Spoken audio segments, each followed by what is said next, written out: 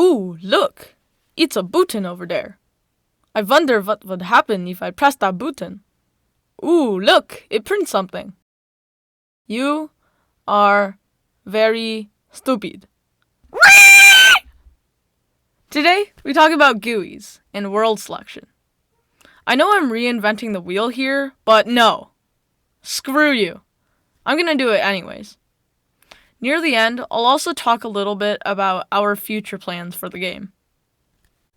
But before we begin, we have to address something we noticed since last week's video about the double buffered updating. It turns out that for exceptionally garbage computers, our implementation of double buffering is still insufficient for 100% preventing twitching. When telling the renderer which buffer is currently available for rendering versus which one is used for updating, we actually just give a pointer to a set of data. Let me give you an example of when this approach fails. Suppose we have our logics and visuals thread here. Right before an update is completed and the buffers get swapped, the rendering thread happens to request the pointer to where the current display buffer is.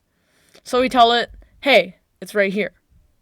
Then, very soon, the update completes and the buffers get swapped.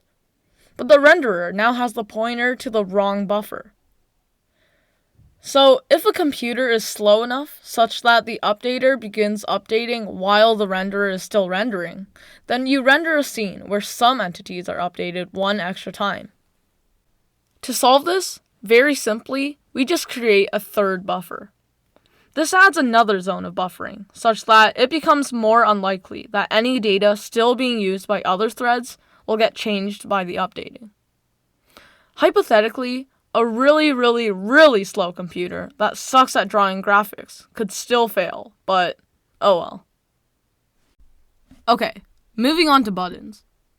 So, what are buttons even? As you know, they are just a digital representation of the physical thing. If we look around ourselves, we have all types of buttons. Calculator buttons, keyboard buttons, belly buttons, etc.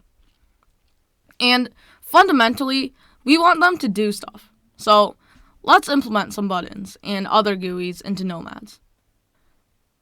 Very obviously, GUIs have size and position.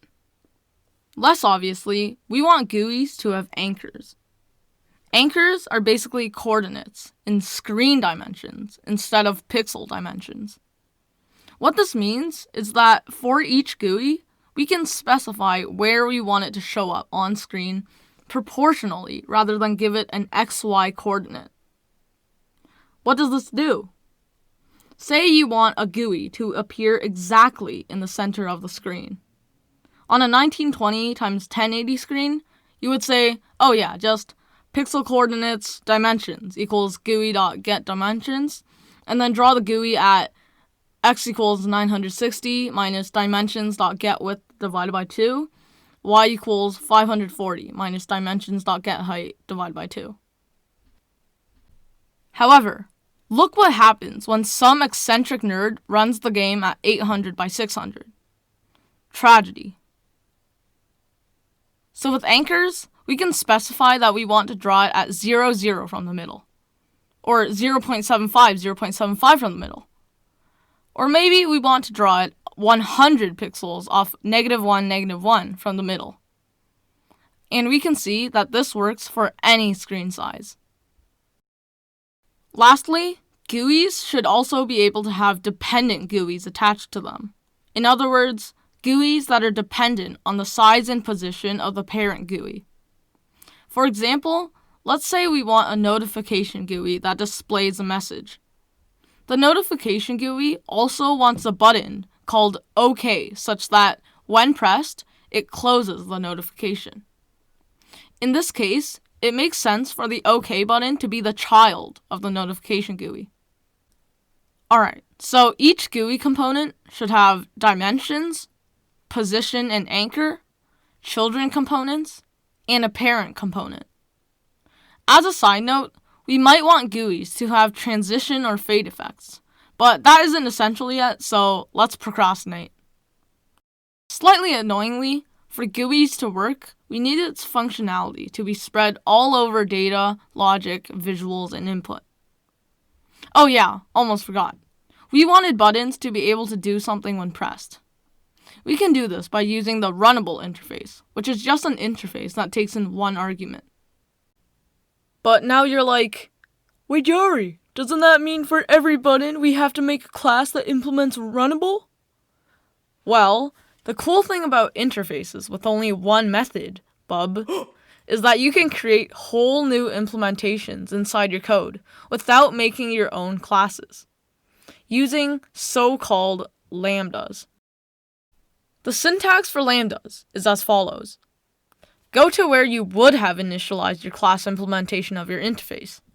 Put a pair of parentheses there instead, and put in the parameters to the one and only function in that class. In the case of runnable, that's just nothing. Put in a little arrow. Add brackets. Inside, put in the method body. When done, print I am very stupid. Okay, great. Now we have unlocked the magnificent power of GUIs and buttons. What we're gonna do now is create a main screen. Repulsive blue background color? Check. Cheesy title label? Check. 3 buttons of which one is purely decorative? Check. Next, obviously, main screens are supposed to provide real functionality. So let's make a simple world selecting screen. Let's make it so that the game loads in some basic world info, such as name and world seed, and then rig up the play button to bring you to the world selecting screen. When coming up with ideas for the world selecting screen, we considered making something like the world selecting in Minecraft, or level selecting in Geometry Dash. But ultimately, we settled on a design inspired by Titanfall's character selecting. The idea is to have a list of names on one side, and upon selecting each one, the screen on the right displays relevant information such as weapons, abilities, etc. Plans for the future will add some more GUIs providing info about the selected world here on the right, but we really couldn't come up with stuff to put here yet, so that's a problem for a future Jari. Well, we actually did come up with a few things, but we are known for our lazy, procrastinating personalities, so if you have any ideas about what sort of info to put here, please leave some suggestions in the comments. It's about time to make a loading screen. Previously, we simply didn't start the frame before everything was loaded. To reduce the feeling of suspense every time we ran the program, we now have a simple loading bar. Unfortunately, we're only loading in like 5 images, so we actually had to artificially add pauses to even see the loading screen. Looks dumb, but gets the job done. Oh hey, that rhymes. We should make that our motto.